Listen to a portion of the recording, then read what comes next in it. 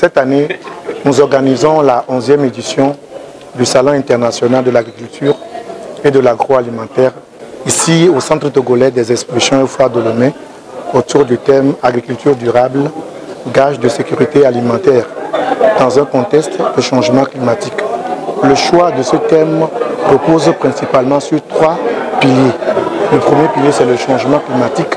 Vous l'aurez compris, a des impacts sur l'agriculture et par ricochet sur le revenu du paysan. Nous pouvons aussi dire que les impacts négatifs de ce changement climatique se retrouvent au niveau du panier de la ménagère. Donc il est important de voir dans quelle mesure nous pourrions aujourd'hui participer au changement de notre mode de production agricole, d'où l'agriculture durable.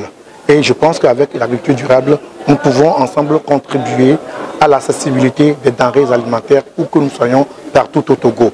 Cette année, le salon s'organise autour des expositions, des rencontres professionnelles, des expositions et bien sûr une formation que nous appelons Cialo Academy. Cialo Academy est une forme de rencontre que nous proposons aux jeunes, mais sur un plan académique, une formation aux jeunes qui souhaitent embrasser les métiers de l'agriculture et de l'élevage. Cette année, nous avons opté sur la cuniculture. Donc, durant 3 jours, les jeunes seront formés à l'élevage du lapin.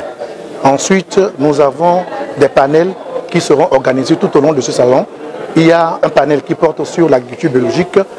L'idée, c'est de voir dans quelle mesure les gens peuvent avoir une meilleure appréhension de l'agriculture biologique, avoir les opportunités en termes de marché qui existent et qui sont liées aujourd'hui à l'agriculture biologique. Nous irons aborder le genre, la femme dans le secteur de l'agriculture, de l'agroalimentaire. Quel est le rôle que la femme joue aujourd'hui dans le secteur agroalimentaire? Comment dynamiser ce secteur? Quels sont les outils qu'il faut mettre à la disposition de la femme pour qu'elle puisse améliorer son revenu dans ce contexte-là? Nous aurons une journée qui sera dédiée à l'élevage. Avec les partenaires du ministère des Ressources halieutiques, animales et de la réglementation de la transhumance.